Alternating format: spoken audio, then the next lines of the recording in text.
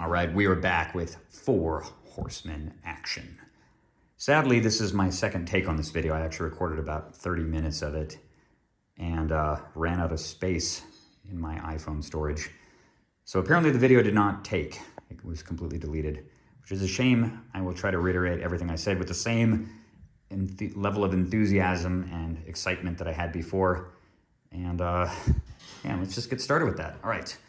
In the upper left-hand corner of my deck list, this is the deck that I mentioned before that I just got through playing in the semifinals with it. It was pod play. I played 4 rounds of pod play before getting into the top 8. And by nature of getting to the semifinals, decided that it was time to go and showcase the deck list in a video. So, upper left-hand corner, we've got 4 copies of Spirit Link. This card is essentially the Swords to Plowshares equivalent of the format. And it's actually, playing with the card over many, many games now, has given me a newfound respect for it. I always kind of like Spirit Link because of its flexibility. It obviously falls way behind Plowshares when it comes to interacting with problematic creatures I generally refer to as passive threats. So creatures that can kind of impact the board that don't have to attack you. Creatures like Old Man of the Sea, Preacher, Time Elemental, Royal Assassin, etc. Things that can just basically screw you over by sitting around and tapping. There's other creatures in the format like that, Aladdin, and Ali from Cairo and so on. Certainly you can see Preacher right there as another card in that category. But when Spirit Link is good, it really, really shines, and it actually does things that you can't do with Swords to Plowshares. For example, you can use it both offensively and defensively too. You can use it on your own guys to either prevent your opponent from attacking you, or in the case of something like a Serendib Efreet, you can actually Spirit Link up the Serendib Efreet. That mitigates both the upkeep damage and gives you the ability to attack over and over again for 3 life. And an important thing to remember too is that unlike modern cards templated like Spirit Link, which just give the creature a life link, Spirit Link actually generates life by itself. The enchantment is generating the life rather than doing it through the creature, which means that you can put multiple copies of Spirit Link on a Serendib Efreet, and each one of them will return life every time you hit it. So it doesn't actually give the creature technically life link. It allows you to gain life every time the creature deals damage. So if you have 2 Spirit Links on a Serendib, which is honestly not that uncommon of a situation in the format, given how hard it is to kill Serendib Efreet, and you can't really kill you can't kill Spirit Link at all because it's an enchantment, you can actually gain an extra point of life during your upkeep and 6 life when you attack, which is a huge life swing every single turn that you can then funnel into the chief card advantage engine of the deck, which is the Sylvan Library.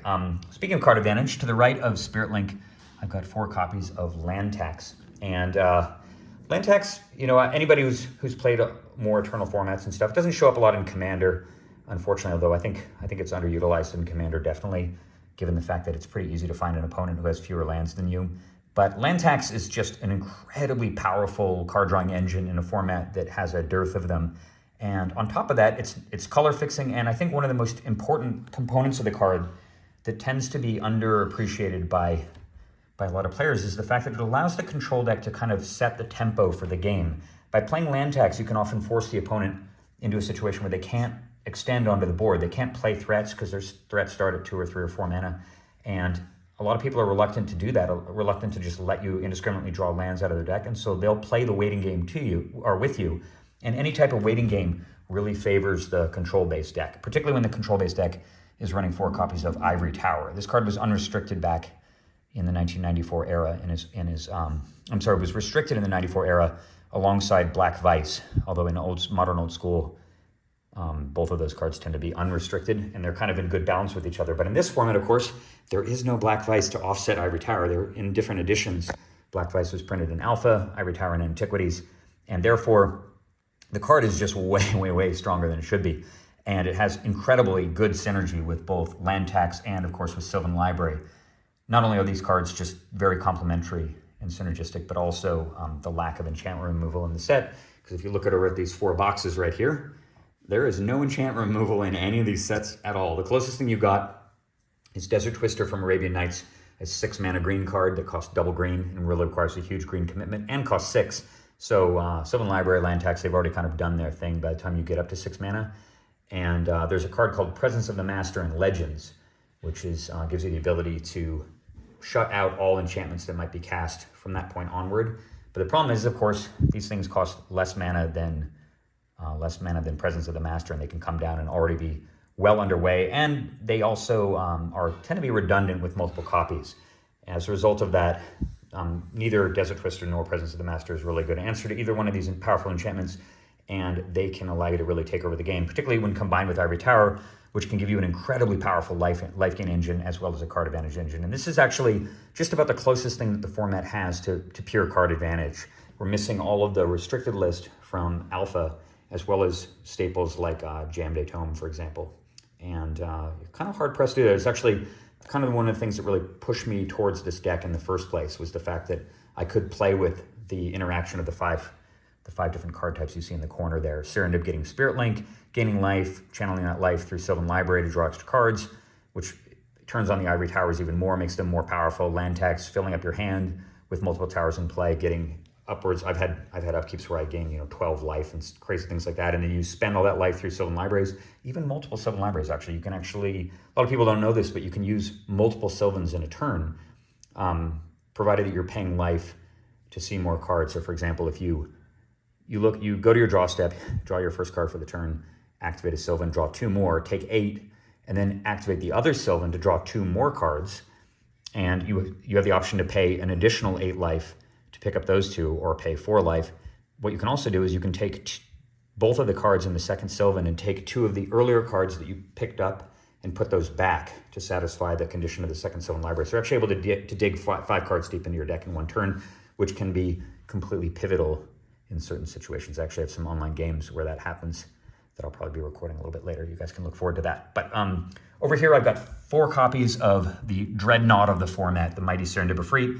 Already looms very large over old school format. But there are some cards in old school that kind of rein in the power level of Serendib a little bit. Swords of Plowshares obviously is the most salient one. There's also the card Sonic Blast.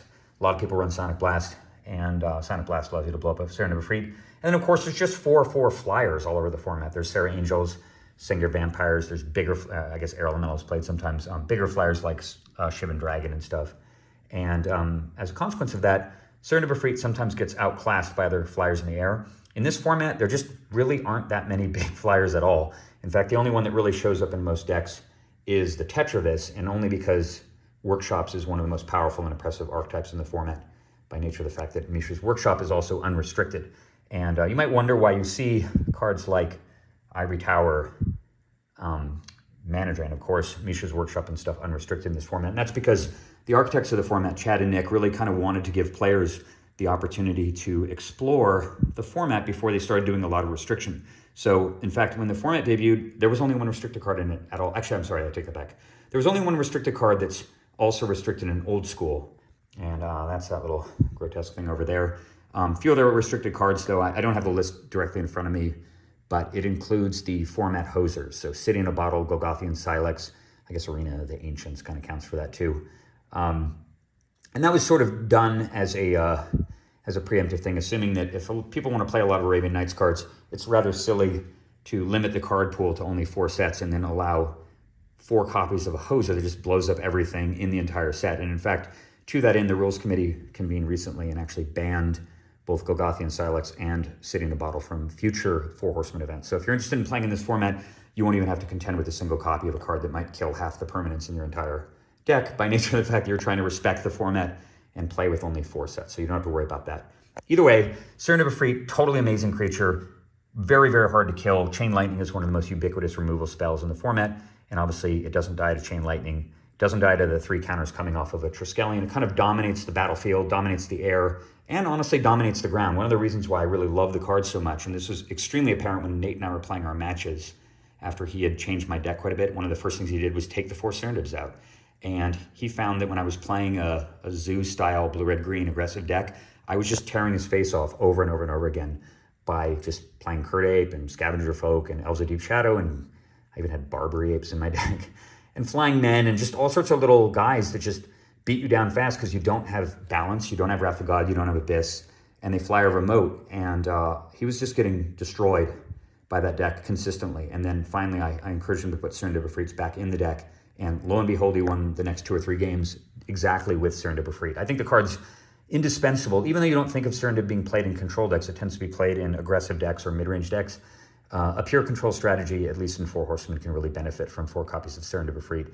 And if if it's really not good against the deck your opponent's playing, maybe you're playing against a deck that has 4 Spiritlings and 4 copies of Maze of Ith in it, and various other things like that, then of course you can just board the Serendib Efreets out. And I did take them out in at least one of my matches in the pods. But that said, I think the card's totally amazing in the format, and I consider it one of the best blue cards, period, in Four Horsemen.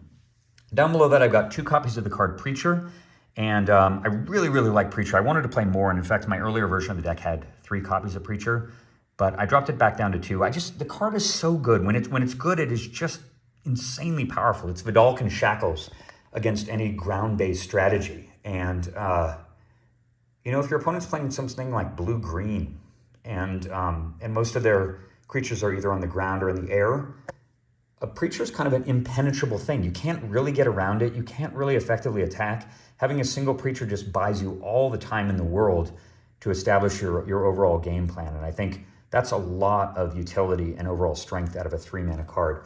Where Preacher doesn't work, unfortunately, is in the matchups where your opponent is playing a deck that is very vulnerable to Moat, which I'll talk about in a second, and they have a good mixture of ground and air creatures. And that situation actually arises more often than you'd think, where basically your opponent plays some early little green beaters or something, and then they transition over to an air force later on in the game with things like Serendib Efreets or Azure Drakes or the bigger flyers like Tetravis and Clockwork Avian.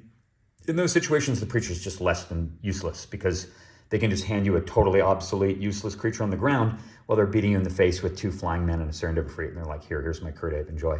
And that situation does arise quite a bit. So in the matches where I tend to be bringing in extra copies of Moat, I'm almost always cutting the Preacher. They don't really go very well together. But when the Preacher is great, it is super great and can completely just shut down and dominate creature-based strategies. Over in the corner here, I've got 4 copies of the best counterspell ever printed. And that's somewhat true for this format, although truthfully, I would say that a majority of the time in Four Horsemen format, Mana Drain is on par with Counterspell and power level, and honestly sometimes considerably worse. Because when Nick and Chad set out to build this format, one of the things that they really wanted to preserve was the sort of mystique and aesthetic, and most importantly, the rules templating, the rules set from that era, from the mid to early 1990s. And a lot of people, I imagine, who are listening to this video are not familiar with that era. But the rules were still very much in flux, and there were a lot of rules that have since been retired that were a big part of that landscape. One of the most obvious rules among that group of rules is Mana Burn. And when Mana Drain was first printed, one of the arguments that a lot of people made about the card in terms of its power level and how fair it was the fact that Mana Burn was still a thing. And if you, by mid to late game, if you Mana Drain something huge like a Shivan Dragon or a Fireball for 10 or something against a red deck, you might find yourself with nothing to spend mana on. You just die to Mana Burn, which is a real palpable problem. And if you look at this deck, actually, outside of, I don't know, casting a Mirror Universe, maybe activating a Jaland Tome or casting a big Recall, you don't really have a lot of sinks for mana, particularly not 6 mana that you pick up all the time off of Mana Drain and the big artifact creatures. I'm not running any factories because I couldn't afford to do them. And as a result of that, Mana Burn is actually a real threat. And it does help to somewhat balance out the power level of Mana Drain. That's not to say the card is still not totally insane, but the real reason why Mana Drain is so problematic in regular old school and certainly merits the restriction that it has in pretty much every single old school format that I know of is the fact that you can combine it with the big swingy card advantage cards. So you can Mana Drain into Brain Geyser, Mana Drain into Mind Twist, Mana Drain into Wheel or Twister, or Ancestral into Time Walk, and et cetera, et cetera, et cetera. There's so many ways to utilize the mana off Mana Drain, or even just casting a free Jaland Tome and using it, or just using a Jaland Tome for 0. And everybody plays with 4 factories also, so you've always got something to funnel the mana into. And all those things combined just make Mana Drain incredibly oppressive and problematic. In Four Horsemen format, it's actually kind of, I think, one of the better things about it is that while Mana Drain is still a great card, it is hard to really leverage the mana in a way that causes the game to swing dramatically in your favor. You can certainly Mana Drain and cast something big, but your opponent can just answer that big threat with a Divine Offering or a Spirit Link or something else. It's not like you Mind Twist their whole hand away and they just die on the spot. So I think that fact keeps Mana Drain somewhat in check. It's still fantastic. It's easily the best counterspell in the format. The other options are Remove Soul, Force Spike. I think that might even be it. I guess there's Artifact Blast. As far as blue counters, though, there just aren't very many of them. They printed a couple of them in Legends. There's no counters in Arabian Nights. And they didn't start making good counterspells again for several years because of how good the counterspells were when you had both Mana Drain and Counterspell and the blasts, all from Alpha and from Legends. So I do like having Mana Drain in the format as a 4-of. I think that it's not overwhelmingly strong, and it does have that good tension and duality that I think was sort of the original design aesthetic behind the card. Moving over, I've got 3 copies of Moat, and I thought about running 4. It's just one of those things where, because Moat isn't getting destroyed ever, when you pretty much when you play it, it's indestructible, and that means that redundant copies of Moat literally do nothing. And there's such a there's so few ways to draw cards, and comparably few ways to even loot away useless cards. I really didn't like the idea of drawing. You can just see this whole column right here is 3 Moats, 3 Sylvans, 4 land taxes, 10 cards that once you've got 1 copy of them play, the additional copies don't do a lot. And I didn't really want to compound that problem. Moat is obviously incredibly powerful against the decks that you want it against. But that said, it's not the kind of card you always need in your opening hand. You've got quite a bit of interaction in that early part of the game. And Moat tends to show up, one of the 3 copies tends to show up kind of right about when you need it. And if there is a deck that you really, really need to have that Moat on turn 3 or turn 4, and they're going to be at your throat from the very beginning, you can grab a 4th Moat from the sideboard. So I ultimately ran with 3. That was the same sort of aesthetic that I had for Sylvan Library as well. I ran with 3 copies of Sylvan. Card is just totally amazing. It's the best card advantage card in the format, and it's kind of the engine that drives all of the good mid-range and control decks and stuff. Even aggro decks can utilize Sylvan pretty well. And even though you don't have any real ways to shuffle, which is another problem with Sylvan in old school, the fact that you can just play it, pay 8, gain 8 life, draw 3 cards, and maybe even potentially pick up another 2 cards later on, and that's without any life gain. But once you have the life gain engines running, if you've got towers running, if you've got Spirit Link or Spirit Links on a Serendib Efreet, the Sylvan Library can very much feel like a Jaland Tome in play that doesn't cost any mana, and sometimes even it's just Ancestor Recall every turn. Once you've got multiple towers and stuff online, it gets gross and compounds very quickly. And I thought that 3 was about the right number just because of that same problem with redundancy. You just don't want to cast a Sylvan and then you flip over the top 3 cards and there's 2 more Sylvans in it, which may seem like an aberrant outcome. But when you're playing with 4 copies of the card, you do get 2 to 3 of them early on in the game all the time statistically. And you just don't want that many copies of it. So I think 3 is about the right number. That brings me to Jaland Tome, which I decided ultimately I wanted 1 copy of.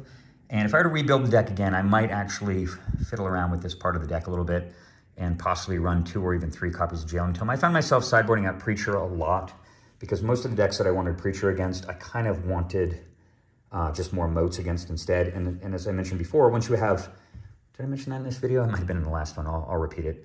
But I ran up in this problem a lot of the time where you get Moat into play, and then your opponent has a mixture of ground and air creatures, and you play a Preacher, and then he can just hand you some useless creature on the ground while they're pounding you down with flyers. And bringing in extra Moats often makes your Preachers totally obsolete. I think the card is super, super strong a lot of the time, and then totally garbage a fair amount of the time, and even against creature decks too, depending on the diversity of the threats that they have. But Jaland Tome, kind of universally good actually, being able to loot away these extra copies of land tax and Sylvan and Moats and stuff once you reach the mid game is incredibly powerful. It's a very cheap activation cost. It's also something that can double as a mana sink for Mana Drain. You can cast it off generic mana, off Mana Drain. And I think those reasons alone, having played the deck a few times, means that I think I had 2 or 3 Jaland Tomes in the deck when I first built it, and that may have in fact been the right number. If I was going to add Jaland Tomes, it would probably be from the Preacher slot. I've got 2 copies of Mirror Universe in this deck, and it was so awesome to play with Mirror Universe again. This is the card that was actually, I've long told people that when you think back to the deck from the mid 90s, 94, 95, 96 era, most people recall that the prime finisher in the deck was was Serra Angel. And while that may have been true, you did close out a lot of games with Serra Angel.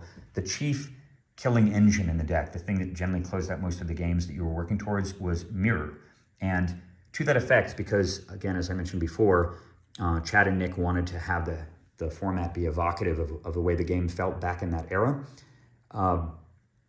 there are 3 mechanics that are endemic to mid-1994 that elevate Mirror Universe from being just kind of a decent card and an annoyance as it is in current old school to being absolutely backbreakingly, insanely powerful. And so the 3 rules are, first one I've already talked about, it's mana burn. So you can mana burn yourself off of your own lands.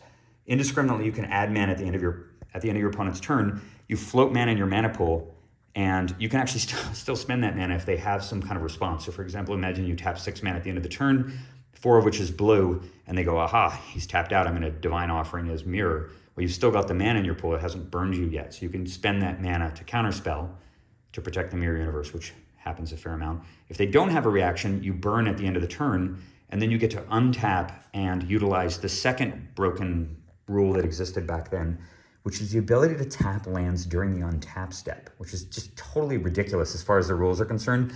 But back in the mid-90s, you could tap lands during your untap step. So you'd tap out at the end of your opponent's turn, burn for 6, untap. During the untap step, tap your lands again to burn a bunch more as you transition from the untap step to the upkeep step. And because there's no time for fast effects during the upkeep step, your opponent can't even do anything. They can't even interact at all. You just go into your upkeep step, which is the first time anybody can play any fast effects, and you've taken double the damage at the end of their turn and damage during your untap step. So imagine, let's say I'm hypothetically at 11 life, and I've got 6 lands in play, and one of them is a City of Brass. Well, I can tap 6 lands at the end of their turn, float 6, they do nothing. I burn for 6, I go down to 5. I go to my untap step, I tap 4 of my lands during my untap step when they can't do anything, and I burn down to 1, and then I go into my upkeep. Now they can do something, but I'm also in my upkeep, and I've got a City of Brass and a Mirror Universe, which allows me to utilize the 3rd rule that existed in 1994 that is advantageous for the Mirror, and that's the fact that you don't die. In that era, you did not die until you were at 0 at the end of a phase. You could actually go to 0 or even to negative life totals as long as you managed to get your life total back up to positive territory before the phase ended.